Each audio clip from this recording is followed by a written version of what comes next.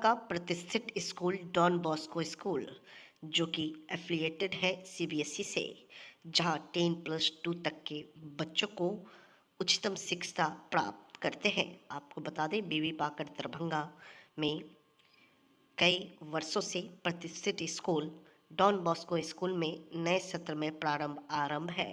अपने बच्चों के भविष्य को करें उज्जवल, स्मार्ट बनाएं और बेहतर बनाएं।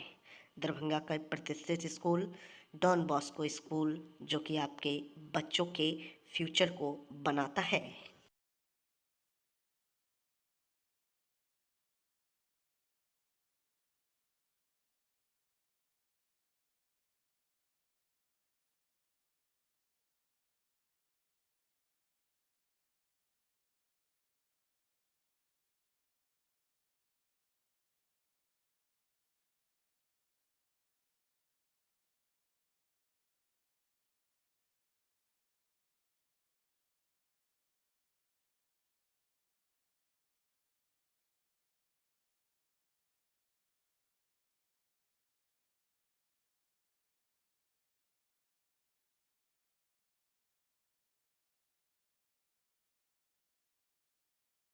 अब दरभंगा शहर में सुजुकी गाड़ी लेना हुआ आसान, शानदार माइलेज के साथ कम कीमत में आने वाली बाइक से लेकर स्कूटी के लिए मशहूर कंपनी सुजुकी एजेंसी का हुआ छोटा एक मिस नगर में ओपनिंग।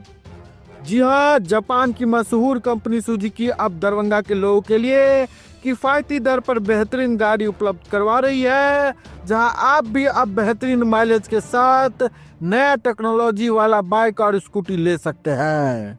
खासकर कम तेल में ज्यादा माइलेज देने वाली प्रसिद्ध गाड़ी एजेंसी के ओपनिंग के शुभ अवसर पर अभी कंपनी के द्वारा विशेष ऑफर के तहत आप कम कीमत में पा सकते हैं। पता की बात करो तो Tej Shri Suzuki two wheeler showroom, छोटी एक मिस्सैद नगर। सुजुकी का भी अपना स्लोगन है और हम एज ए डीलर भी कमिट करते हैं लोगों से कि Suzuki sales, service and spare सबों में अव्वल है, रहेगा और किसी भी तरह की असुविधा कस्टमर को नहीं होगी। कस्टमर सेटिस्फैक्शन हमारा मोटो है। एज ए डीलर कमिट कर रहे हैं और ये सुजुकी का तो अपना ब्रांड है, जो विश्व में एक विश्वसनीय नाम है, जो किसी से को बताने की जरूरत नहीं कि सुजुकी क्या है। दरभंगा शहर में देर रात साइकिल एवं गैस चूल्हा रिपेयरिंग दुकान में अज्ञात लोगों के द्वारा लगाया गया भीषण आग, वही लाखों का संपत्ति जलकर हो गया खाक। दमकल की कई गाड़ी काफी मशक्कत के बाद आग पर पाया काबू। विश्वविद्यालय थाना क्षेत्र के कादिराबाद नाका नंबर 2 अलुवा पोखर के पास एक साइकिल एवं गैस चूल्हा रिपेयरिंग के दुकान में कुछ अज्ञात लोगों के द्वारा आग लगा दिया गया, जिस कारण दुकान के अंदर रखा हुआ लाखों का संपत्ति जलकर खाक हो गया। वहीं दुकान के मालिक राजा राम साह ने बताया है कि हम घर पर सो रहे थे, तभी रात के लगभग 1:30 बजे हमें सूचना प्राप्त होता है कि हमारे दुकान में आग लगी हुई है। जब हम मौके पर पहुंचे तो फिर दमकल की गाड़ी को सूचना दी जाती है। वहीं दमकल की गाड़ी मौके पर पहुंचकर आग पर काबू पाती है। वही आग लगने के कारण लगभग लाखों का संपत्ति जलकर खाक हो गया है। हालांकि सीसीटीवी फुटेज को खंगाला गया तो एक व्यक्ति के द्वारा आग लगाया जा रहा है, ऐसा दृश्य देखा गया है।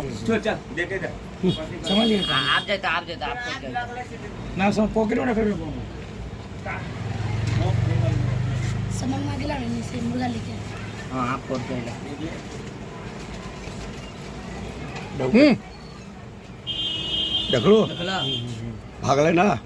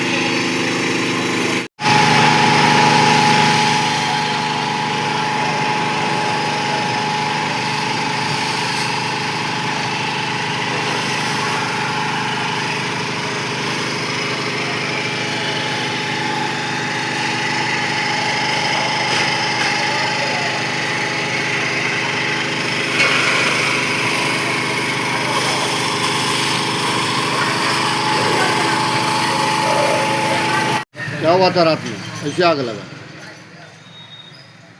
कैसे आग लगाई हमको नहीं मालूम है। 1:30 बजे रात में हमको पता चला, हमारे दुकान के बगल के पड़ोसी से।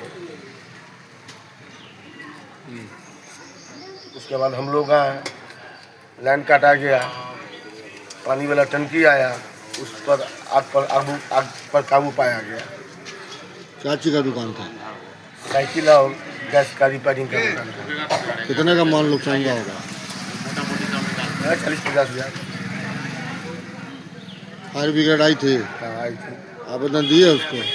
हाँ, उस सब्जी को लेकर के ले गया। क्या चीज का, किस नाम से दुकान था? दुकान का नाम नहीं, कहाँ पर दुकान था? अलवा पोखर। क्या नाम है पूरा? राजा राम साहब। दुकान का मालिक तुम हो?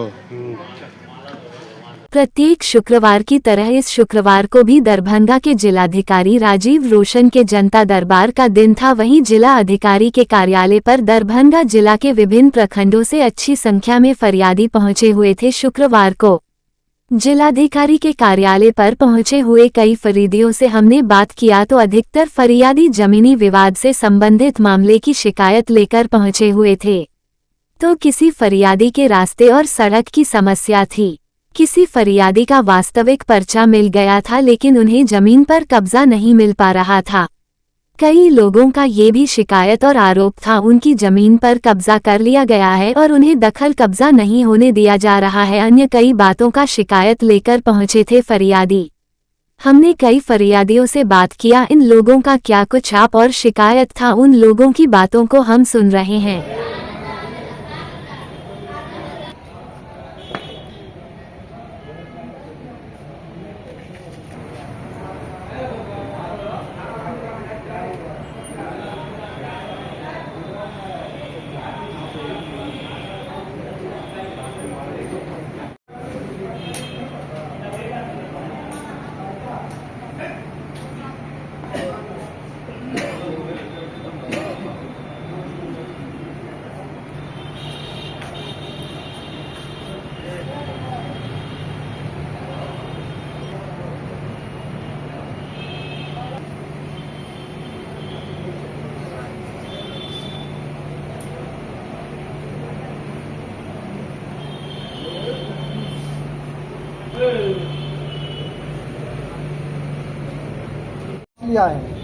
हम जन कमतौल थाना के चौकीदार राम आशीष पासवान जन वितरण प्रणाली की चिट्ठी नहीं दिया।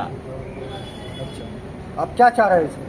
हम उसको हम अपना में लेने का है। 2-2.5 साल से लड़ रहे हैं। अभी कहाँ आए हैं? अभी जनता दरबार में आए हैं, ऑनलाइन किए हैं जनता दरबार के। क्या नाम हुआ आपका? राजकिशोर महतो। तक कब्जा कर लिया है और जब हम कह रहे हैं उसको खाली करने के लिए तो वो खाली नहीं कर रहा है। हम थाना भी गए, सीओ साहब से मिले, वो कह रहा है हम नहीं करेंगे। सीओ साहब बोले कि आगे आप देखिए हमसे तो नहीं हो रहा है। 2-3 नोटिस भी भेजे हैं, वो खाली नहीं कर रहा है। कह रहे हैं अगर खाली करने के लिए तो मारपीट कर रहे हैं। कई बार झगड़ा लड़ाई हुआ है। कहाँ ये जमीन है? हमारा गांव झगरुआ है, झगरुआ बस्ती में ही। ब्लॉक कौन सा है? ब्लॉक घनश्यामपुर,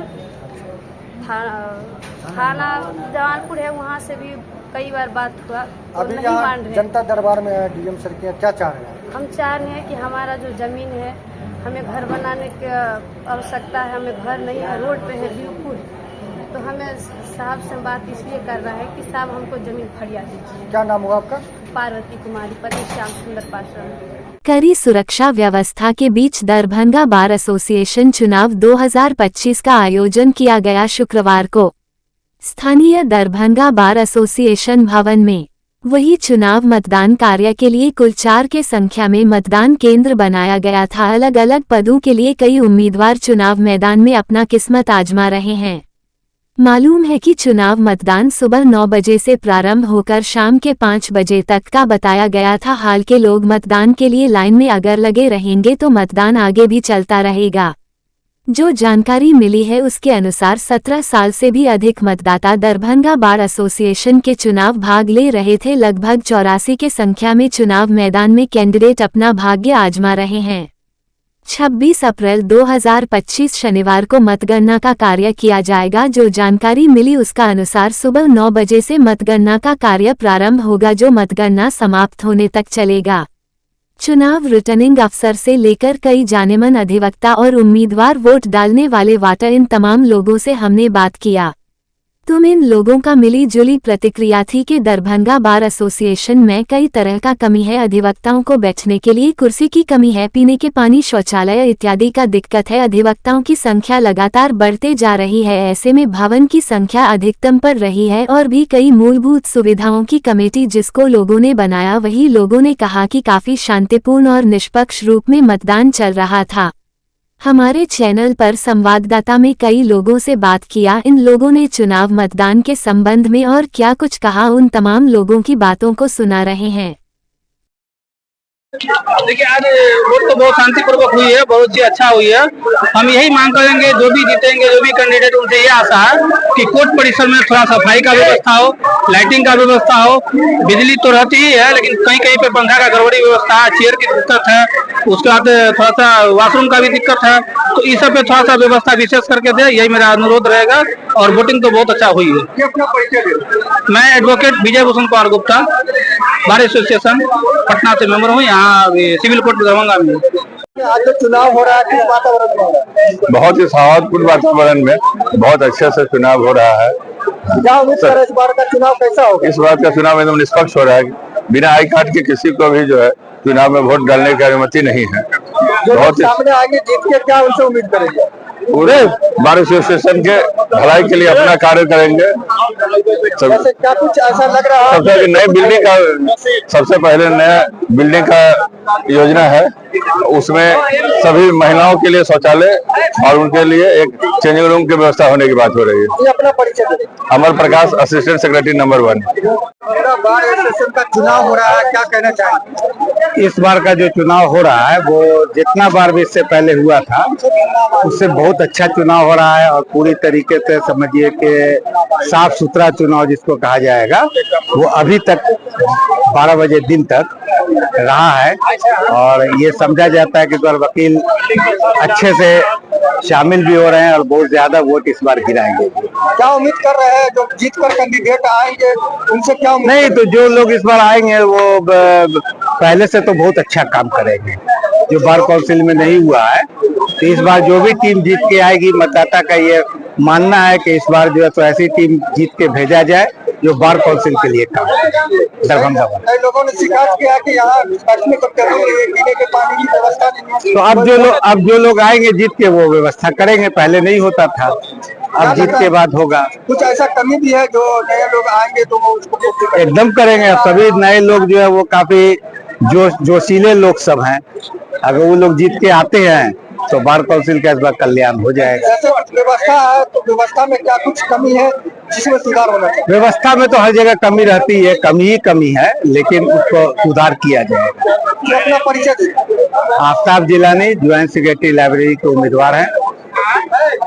बहेरी गांव के हराचा मोहनपुर निवासी भारत की कम्युनिस्ट पार्टी मार्क्सवादी सीपीआई-एम के वरिष्ठ नेता अधिवक्ता कॉमरेड रामबालक यादव उम्र 74 वर्ष, जिनका इलाज के दौरान रात लगभग 12 बजे डीएमसी में असामयिक निधन हो गया। वे कैंसर जैसे जानलेवा बीमारी से ग्रसित थे और आईजीआईएमएस पटना में उनका इलाज चल रहा था। 23 अप्रैल को आईजीआईएमएस से छुट्टी होने के बाद अपने घर आए हुए थे, जहां कल अचानक तबीयत बिगड़ने के चलते डीएमसीएच में भर्ती कराया गया, जहां रात 12 बजे उनका निधन इलाज के दौरान हो गया। उनके निधन की खबर लगते ही बहेरी प्रखंड समेत पूरे जिले में शोक की लहर दौड़ गई। उनके निधन की खबर पर उनके पैतृक गांव पहुंचकर सीपीआई-एम राज्य सचिव मंडल सदस्य श्याम भारती, पार्टी वरिष्ठ नेता गोपाल चौधरी, बहादुरपुर सचिव गणेश महतो, बहेरी सचिव अरविंद लाल, देव दयाल यादव, बैजनाथ पासवान, हरिशंकर राम, वरुण यादव, समाजवादी नेता अधिवक्ता नवल किशोर यादवी ने उन्हें लाल झंडा देकर उन्हें डीएमसीएच के लिए विदा किया। विदित होगी उन्होंने अपना अंगदान डीएमसी को कर दिया था। सीपीआई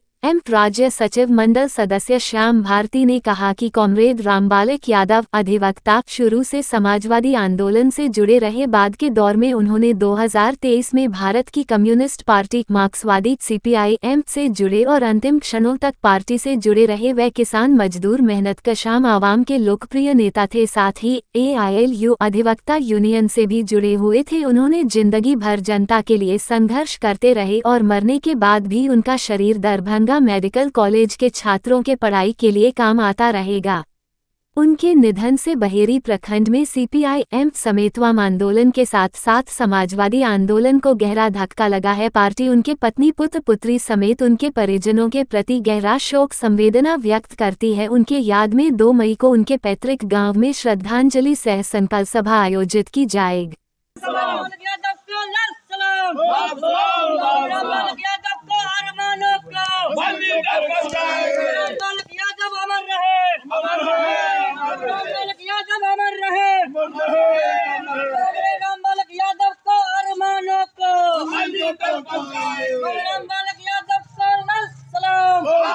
भारत की कम्युनिस्ट पार्टी मार्क्सवादी बहेरी प्रखंड के वरिष्ठ नेता अधिवक्ता कॉमरेड रामबालक यादव जी का रात इलाज के दौरान निधन हो गया। वे कई महीनों से बीमार चल रहे थे, कैंसर जैसे जानलेवा बीमारी से ग्रसित थे। उनका इलाज IGIMS में चल रहा था। परसों IGIMS में छुट्टी के बाद घर आए थे, लेकिन कल अचानक उनका तबीयत बिगड़ गया, जिसके चलते DMCH में भर्ती कराया गया और वे रात उनका 12 बजे के लगभग निधन हो गया। उनके निधन से पूरा दरभंगा जिला की पार्टी मर्माहत है। मैं स्वयं स्तब्ध हूं जो कॉमरेड का निधन की खबर लगी है। हम बताना चाहते हैं जो समाजवादी आंदोलन से ये जुड़े हुए थे, बाद के दौर में CPIM से जुड़े और अंतिम क्षणों तक पार्टी से जुड़े रहे। इनके निधन से बहेरी में किसान मजदूरों के आंदोलन का बहुत बड़ा क्षति हुआ है। वाम आंदोलन के साथ साथ समाजवादी आंदोलन को गहरा धक्का लगा है। ये लॉयर्स यूनियन से भी जुड़े हुए थे और ये लगातार पार्टी के अंतिम क्षणों तक पार्टी से जुड़े रहे। पार्टी इनके परिवार के प्रति गहरा संवेदना व्यक्त करती है और इनके याद में 2 मई को इनके पैतृक गांव हरच्चा के मोहनपुर में श्रद्धांजलि संकल्प सभा आयोजित की जाएगी। श्याम भारती CPIM राज्य सचिव मंडल सदस्य। तैयारियां पूरी। 27 अप्रैल को शिवनगर घाट में होगा मिथिला अधिकार युवा सम्मेलन। राज्य की मांग और विकास बोर्ड की स्थापना पर होगा जोर। मिथिलावादी पार्टी द्वारा मिथिला क्षेत्र की उपेक्षा, पलायन की त्रासदी और सांस्कृतिक पहचान के ह्रास के विरोध में अब युवाओं ने कमर कस ली है। इसी संकल्प के साथ 27 अप्रैल 2025 को शिवनगर घाट में मिथिला अधिकार युवा सम्मेलन का आयोजन किया जा रहा है। इस सम्मेलन की संयोजन विद्या भूषण कर रहे हैं, जो वर्षों से मिथिला की सामाजिक, सांस्कृतिक और भाषाई अस्मिता के लिए संघर्षशील रहे हैं। मिथिलावादी नेता विद्या भूषण ने प्रेस को संबोधित करते हुए कहा, मिथिला की जनता को अब और ठगा नहीं जा सकता। ये सम्मेलन सिर्फ भाषणों का मंच नहीं, बल्कि एक निर्णायक आंदोलन की शुरुआत है, जहां हम साफ शब्दों में केंद्र और राज्य सरकार से 2 प्रमुख मांगे रखने जा रहे हैं। मिथिला राज्य का गठन और मिथिला क्षेत्र के लिए स्वतंत्र मिथिला विकास बोर्ड की स्थापना। क्यों जरूरी है मिथिला राज्य? मिथिला क्षेत्र, जो कोसी से लेकर भागलपुर, खगड़िया, बेगूसराय, दरभंगा, मधुबनी से पूर्णिया, कटिहार तक फैला है, लंबे समय से आर्थिक उपेक्षा और राजनीतिक बेरुखी का शिकार रहा है। मिथिला राज्य की मांग कोई नई नहीं, यह एक ऐतिहासिक आवश्यकता है जो भाषा, संस्कृति, भूगोल और जनभावनाओं पर आधारित है। अलग राज्य बनने से मिथिला को वह प्रशासनिक स्वायत्ता और बजटीय प्राथमिकता मिलेगी जिसकी उसे दशकों से दरकार है। मिथिला विकास बोर्ड, विकास की कुंजी। सम्मेलन में ये प्रस्ताव भी पारित किया जाएगा कि जब तक मिथिला राज्य नहीं बनता, तब तक क्षेत्रीय विकास के लिए एक सशक्त और स्वायत्त मिथिला विकास बोर्ड का गठन किया जाए, जिसमें मिथिला के जिलों को विशेष आर्थिक पैकेज, बाढ़ नियंत्रण नीति, उद्योग स्थापना, स्थानीय भाषा में शिक्षा और चिकित्सा सुविधा जैसे विषयों पर योजनाबद्ध कार्य मिल सके। सम्मेलन की विशेषताएं। हजारों युवाओं की भागीदारी। मिथिला के हर जिले से छात्रों, शोधकर्ताओं और सामाजिक कार्यकर्ताओं की उपस्थिति। सांस्कृतिक पुनर्जागरण। नीति प्रस्ताव पारित। राज्य निर्माण विकास बोर्ड। मैथिली भाषा की संवैधानिक मान्यता। प्राथमिक शिक्षा में एवं राजकाज में भाषा की मान्यता। शास्त्रीय भाषा की दर्जा। उद्योग धंधा और पलायन रोकने हेतु ठोस योजनाओं पर चर्चा। जिलाध्यक्ष अमित कुमार ठाकुर ने कहा कि समय आ गया है कि मिथिला का युवा सिर्फ रोजगार के लिए दिल्ली मुंबई की ट्रेन न पकड़े, बल्कि मिथिला के लिए निर्णायक आंदोलन की मशाल थामे।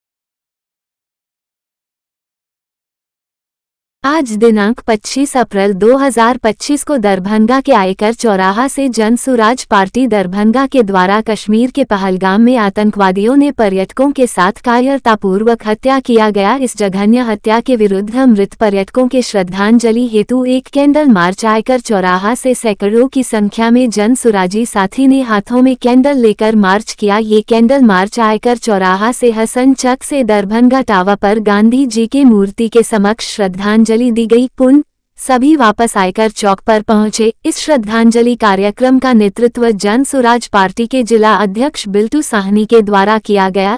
इस श्रद्धांजलि कार्यक्रम में जिला संयोजक प्रोफेसर सुरेंद्र मोहन यादव, राज्य युवा साथी अमीर हैदर, इंदिरा देवी, सुरेश सिंह, सोहेद अहमद, भगवान ठाकुर, अशोक यादव, जाकिर साहब, महिला जिला अध्यक्ष रेखा देवी, जावेद साहब, निर्मल मिश्रा, सुरेश सिंह, भगवान ठाकुर सहित सैकड़ों की संख्या में जन सुराजी साथी शामिल हुए। तो हम यही कर लेते हैं, ये कायरपुरता इसको कायर इसको कह सकते हैं। कोई जात नहीं होता है, आतंक का कोई जात नहीं है। इसको हम ऐसे लेते हैं जो उनके हस्बैंड को मारा गया, इसको ऐसे लीजिए, इज्जत की तरह से लीजिए।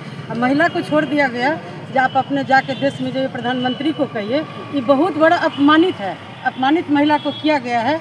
मारना हम इसको नहीं समझते हैं, मार देना सभी दोनों पति पत्नी को मार देना चाहिए। लेकिन पति को मार के, पत्नी को सिर्फ छोड़ के, बच्चे को छोड़ के बहुत बड़ा अपमान है भारत के लिए। इसमें हम सबको एक साथ रहना चाहिए, न जात धर्म पार्टी, सबसे ऊपर मिल उठ के एकता बना के इसका लड़ाई लड़ना चाहिए और जवाब हम लोग को देना चाहिए। परिचय दीजिए। मेरा नाम इंदिरा कुमारी हुआ और राज्य कार्यकारिणी सदस्य। मोहन यादव जन स्वराज का जिला संयोजक हूँ और जन स्वराज के बैनर तले यह कैंडल मार्च इसलिए किया है कि नृशंस हत्या हुई है।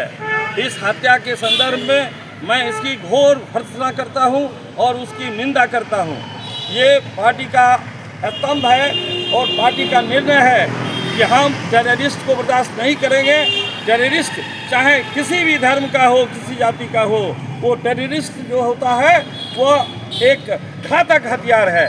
वो हमारे जनसत्ता ही नहीं, भारतवर्ष के लिए आज ये कलंक का समय है कि आज इन लोगों ने नृशंस हत्या की है। उसमें भी कश्मीर भारत का एक हट कहा जाता है। कश्मीर में घूमने के लिए आया हुआ कपूल को, जो कानपुर का भी रहने वाला था, बिहार के भी एक नौजवान थे, और वहाँ जब गए थे 36 लोगों की हत्या हुई है।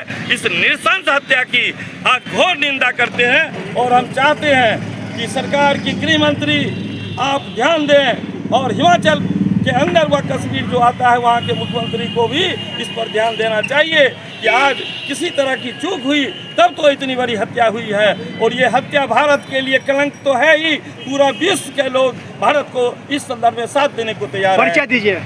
मैं प्रोफेसर सुरेंद्र मोहन यादव, आज जन स्वराज का जिला संयोजक हूँ। के पहलगांव में कायरतापूर्वक पर्यटकों पर निहत्थे गोली की बौछार करके वैसे निरीह पर्यटकों को हत्या कर दिया गया है, जिससे पूरा भारतवर्ष ही नहीं पूरा विश्व स्तब्ध है। उसी के श्रद्धांजलि, उसी के न्याय के लिए आज जन स्वराज पार्टी दरभंगा के द्वारा कैंडल मार्च करके श्रद्धांजलि सभा वैसे मृतक के परिवार के लिए किया जा रहा है जिनके जिनका कायरतापूर्ण आतंकवादियों द्वारा हत्या कर दिया गया है। आज जनस्वराज के दरभंगा लॉकर के जितने पदाधिकारी हैं आज सभी इस कैंडल मार्च में शामिल हैं।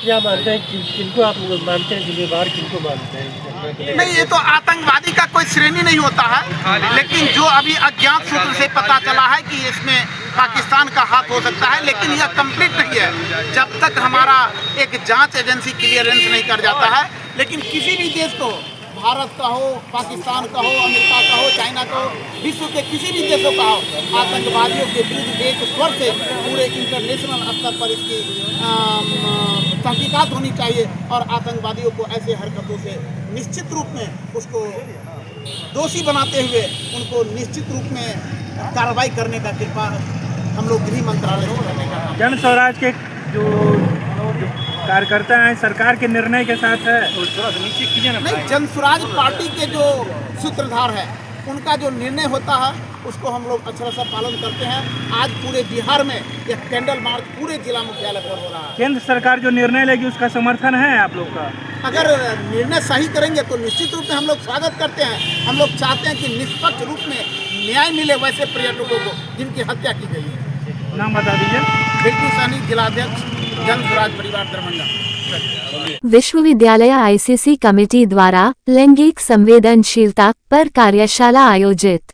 बदलते समाज में अभिभावक बच्चों को लैंगिक रूप से संवेदनशील बनाए, प्रो मंजू राय। दरभंगा। ललित नारायण मिथिला विश्वविद्यालय के कुलपति प्रोफेसर संजय कुमार चौधरी के आदेश से आंतरिक शिकायत समिति आईसीसी के तत्वावधान में विश्वविद्यालय संस्कृत विभाग में लैंगिक संवेदनशीलता विषय पर शुक्रवार को कार्यशाला का आयोजन किया गया। कार्यशाला की अध्यक्षता कर रही मानविकी संकायाध्यक्ष व कमेटी की प्रेसाइडिंग ऑफिसर प्रो मंजू राय ने अपने संबोधन में कहा कि युवा लैंगिक संवेदनशील बने, सबके साथ सम्मानपूर्ण व्यवहार करें और इस बदलाव की शुरुआत अपने ही घर से करें। कार्यस्थल का भी माहौल समरसतापूर्ण बनाएं ताकि महिलाएं और छात्राएं स्वयं को सुरक्षित महसूस करें। तेजी से बदलते समाज में माता पिता अपने संतानों को लैंगिक रूप से संवेदनशील एवं अंदर से मजबूत बनाएं ताकि उनकी बच्चियां हर कठिन परिस्थिति का डटकर सामना कर सकें। उन्होंने छेड़खानी को मानसिक बीमारी बताते हुए छात्र छात्राओं को विश्वास दिलाया कि यदि किसी को वास्तविक रूप में लैंगिक समस्या की शिकायत हो तो वे निःसंकोच आईसीसी कमेटी में दस्तक दे। आंतरिक शिकायत कमेटी की सदस्य एवं पीजी मनोविज्ञान के विभागाध्यक्ष प्रो मनसा कुमारी सुल्तानिया ने अपनी पढ़ाई एवं नौकरी प्राप्ति की कठिनाइयों की चर्चा करते हुए बताया कि आज छात्राएं सभी क्षेत्रों में आगे आ रही हैं, ऐसे में स्त्री पुरुष एक दूसरे का साथ दें एवं सम्मान करें। बतौर मुख्य वक्ता सीएम कॉलेज की डॉक्टर बिंदु चौहान ने लैंगिक संवेदनशीलता के व्यावहारिक पक्ष पर बात करते हुए कहा कि यौन जन्मजात है, वहीं लैंगिकता सामाजिक और सांस्कृतिक संरचना से निःसृत है। लैंगिक संवेदीकरण परिवर्तनशील है, किंतु समाज हमेशा से अपने बने बनाए परंपरागत ढांचे में अच्छी लड़की की परिभाषा में लड़कियों को ढालना चाहता है। भारतीय महाकाव्य महाभारत में भीष्म द्रौपदी संवाद से ज्वलंत उदाहरण लैंगिक संवेदीकरण का हो ही नहीं सकता। बौद्ध थेरी गाथाओं से लेकर सिमोन द बहुवा की स्त्री उपेक्षिता में लैंगिक असमानता पर गहरी विवेचना हुई है। आईसीसी कमेटी को भी आश्वस्त होना होगा कि कलम उनकी और स्याही किसी दूसरे की न हो। उन्होंने उपस्थित सभी छात्र छात्राओं से संकल्प लेने का आह्वान किया कि वे अपने समाज और आसपास हो रही अनीति, अधर्म और अन्याय के खिलाफ एकजुट हो। पुलिस केंद्र लहेरियासराय में आज दिनांक 25 अप्रैल 2025 को आयोजित रैतिक परेड का निरीक्षण नगर पुलिस अधीक्षक दरभंगा द्वारा किया गया। निरीक्षण के क्रम में पुलिस उपाधीक्षक रक्षित एवं अन्य पुलिस पदाधिकारी उपस्थित हुए। इस दौरान नगर पुलिस अधीक्षक दरभंगा के द्वारा परेड ग्राउंड का निरीक्षण कर परेड की सलामी ली। पुलिसकर्मियों को बेहतर टर्न आउट का निर्देश दिया। पुलिसकर्मियों द्वारा सलामी लेने के बाद कहा कि परेड में शामिल होने के पूर्व आवश्यक बातों का पूरा ख्याल रखें। वर्दी साफ सुथरी हो। परेड के दौरान सिपाहियों से दौड़ लगवाए, टोलीवार ड्रिल कराई। बेहतर प्रदर्शन करने वाले सिपाहियों को शाबाशी दी। थानों पुलिस लाइन या अन्य जगहों पर तैनात पुलिसकर्मियों का कर्तव्य व निष्ठा के प्रति सदैव तत्पर रहने का आह्वान किए एवं अन्य कतिपय बिंदुओं पर निर्देश दिए।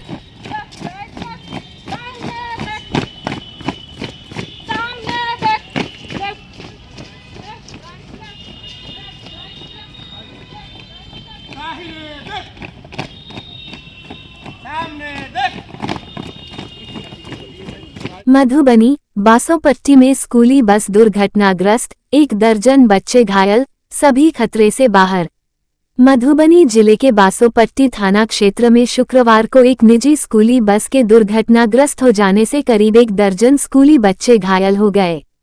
ये हादसा उस समय हुआ जब बस मानापट्टी से पंचरत्न की ओर जा रही थी और सामने से तेज रफ्तार में आ रहे एक वाहन को बचाने के प्रयास में असंतुलित होकर पलट गई। घटना की सूचना मिलते ही बासोपट्टी थानाध्यक्ष अरविंद कुमार पुलिस बल के साथ मौके पर पहुंचे और तत्परता दिखाते हुए सभी घायलों को स्थानीय सिद्धि विनायक हॉस्पिटल में भर्ती कराया। डॉक्टरों के अनुसार सभी बच्चों की स्थिति खतरे से बाहर है और उनका इलाज प्रशासन की निगरानी में किया जा रहा है। हादसे की गंभीरता को देखते हुए खजौली विधायक अरुण शंकर प्रसाद, प्रखंड विकास पदाधिकारी अजीत कुमार, अंचलाधिकारी पूजा कुमारी तथा मनरेगा कार्यक्रम पदाधिकारी दिनेश कुमार भी अस्पताल पहुंचे।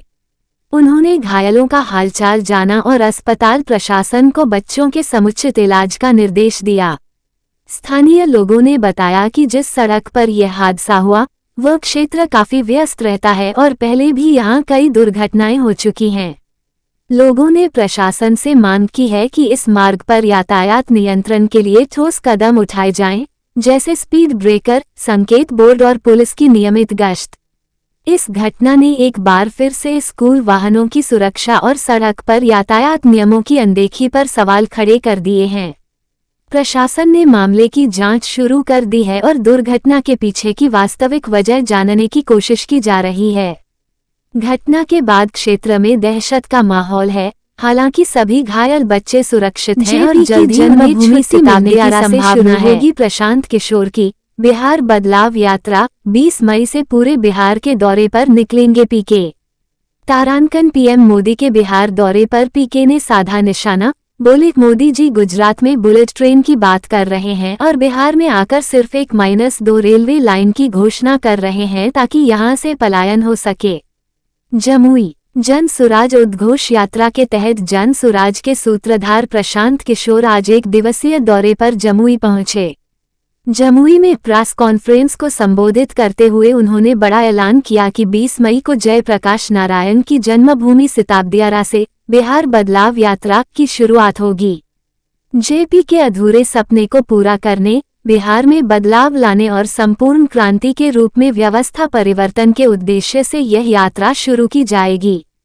प्रशांत किशोर ने कल पीएम मोदी के बिहार दौरे पर निशाना साधते हुए कहा कि पीएम मोदी गुजरात में 1 लाख करोड़ रुपए खर्च करके बुलेट ट्रेन बनवा रहे हैं और बिहार में सिर्फ 1-2 रेलवे लाइन का दोहरीकरण की घोषणा हुई और कुछ नई ट्रेनें शुरू की गई हैं।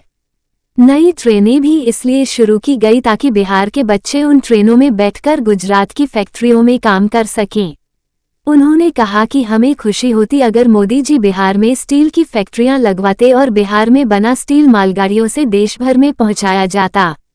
बिहार को सिर्फ नई ट्रेनों की जरूरत नहीं है, बिहार को फैक्ट्रियों की जरूरत है। गुजरात की तरह बिहार में भी गिफ्ट सिटी बननी चाहिए ताकि बिहार के बच्चों को मजदूरी करने के लिए दूसरे राज्यों में न जाना पड़े। तारांकन पीके ने नीतीश के मंत्री अशोक चौधरी पर साधा निशाना। बोले, टिकट खरीदकर उन्होंने अपनी बेटी को सांसद बनाया है, वो क्या बताएंगे कि जन सुराज का पैसा कहां से आ रहा है। प्रशांत किशोर ने नीतीश सरकार में मंत्री अशोक चौधरी पर हमला बोलते हुए कहा कि अशोक चौधरी का राजनीतिक चरित्र क्या है ये सबको पता है। उन्होंने अपनी बेटी को टिकट खरीदकर सांसद बनवाया। बिहार के किसी नेता या पार्टी में इतनी हिम्मत नहीं है कि वो हम पर 1 रुपया भी लेने का आरोप लगा सके। हम न तो विधायक हैं, न सांसद, न ही हम बालू माफिया या शराब माफिया के लिए काम करते हैं। हमने जो भी धन अर्जित किया है वह अपनी बुद्धि और मेहनत से किया है। हम जो भी संसाधन खर्च कर रहे हैं वह बिहार के गरीब लोगों के लिए खर्च कर रहे हैं। ताकि पैसे के अभाव में उन्हें राजनीति से दूर न रहना पड़े। कल अभी प्रधानमंत्री जी यहाँ आए, क्या उन्होंने बिहार की शिक्षा व्यवस्था सुधारने के लिए कोई बात कही? क्या उन्होंने बिहार के पलायन करने वाले लाखों युवाओं के बारे में कोई बात कही? क्या कांग्रेस के नेता यहाँ राहुल गांधी आए तो उन्होंने कुछ बात ऐसी कही? हर साल 2 साल पर गुजरात में बिजनेस समिट होता है, आप देखते हैं उसमें प्रधानमंत्री जाते हैं। पिछले 15-12 साल से मोदी जी प्रधानमंत्री हैं। क्या बिहार में कोई ऐसा बिजनेस समिट हुआ जिसमें ये हो कि भाई यहाँ पर भी फैक्ट्रियां लगे? क्या हम लोग यहाँ बुलेट ट्रेन बना? हम लोग क्या अभी कल प्रधानमंत्री ने आकर क्या घोषणा की है? ये रेलवे लाइन का चौड़ीकरण किया जाएगा, ये एक ट्रेन पैसेंजर ट्रेन बढ़ाई जाएगी, ये एक लाइन का इलेक्ट्रिफिकेशन किया जाएगा। देखिए कितना फर्क है। मोदी जी प्रधानमंत्री हैं, गुजरात के भी प्रधानमंत्री हैं और बिहार के भी प्रधानमंत्री हैं। गुजरात के लिए 1 लाख करोड़ का बुलेट ट्रेन बन रहा है, 1 लाख करोड़ रुपया कर्ज लेकर, और वो कर्ज में बिहारी भी शामिल है, हम लोग पर भी वो कर्ज है। हमें उससे कोई दिक्कत नहीं है, देश का विकास होना चाहिए। लेकिन गुजरात में मोदी जी अहमदाबाद से मुंबई के लिए बुलेट ट्रेन की बात कर रहे हैं, अहमदाबाद में गिफ्ट सिटी की बात कर रहे हैं, और बिहार में आकर क्या कह रहे हैं? सहरसा में नरकटियागंज में वो रेलवे लाइन बना दिया जाएगा, जो बन रहा है उसका दोहरीकरण कर दिया जाएगा। लोगों ने ये मान लिया है कि बिहार के लोगों की इतनी आशा अपेक्षा है कि हमको 5 किलो। लोग जो दिल्ली में सरकार होती है उसको पता है कि बिहार में जाकर हमको क्या बोलना है। वो जाकर खाली ये रेलवे लाइन का दोहरीकरण, मीटर गेज को ब्रॉड गेज, रेल का इलेक्ट्रिफिकेशन, लोग इसी में खुश है। ट्रेन का स्टॉपेज बढ़ा दीजिए, एक नया ट्रेन शुरू करा दीजिए। आप देखे होंगे आज 25-30 साल से बच्चे से हम लोग भी देख रहे हैं। किसी बजट में बिहार के लिए क्या घोषणा हो रही है? रेल एक बढ़ा देंगे, एक ट्रेन बढ़ा देंगे। क्यों? क्योंकि बिहार मजदूरों की फैक्ट्री है। ये नहीं कहा प्रधानमंत्री ने कि यहाँ पर स्टील की फैक्ट्री लगाएंगे, ये कह रहे हैं कि यहाँ से एक नया ट्रेन खोलेंगे। ट्रेन खोल के कहाँ जाएगा ट्रेन? यहाँ से मजदूर जाएगा जो कि 10,000 रुपया में गुजरात में, सूरत में उनके लिए, गुजरातियों के लिए काम करेगा। यहाँ से देखिए कि हर जगह ट्रेन खुल रही है। ट्रेन होनी चाहिए, लेकिन ट्रेन से बच्चे क्या करने जा रहे हैं? भाई हमें तो खुशी होती ना जब यहाँ से स्टील बनता और वो मालगाड़ी से यहाँ से जाता। यहाँ से रेफ्रिजरेटेड ट्रेन खुलना चाहिए जिस पर कि यहाँ से सब्जी जाए और दिल्ली बॉम्बे में बिके। हमें वो ट्रेन नहीं चाहिए जिस पर बिहार के युवा मजदूर बनकर जाएं और दूसरे राज्यों में काम करें।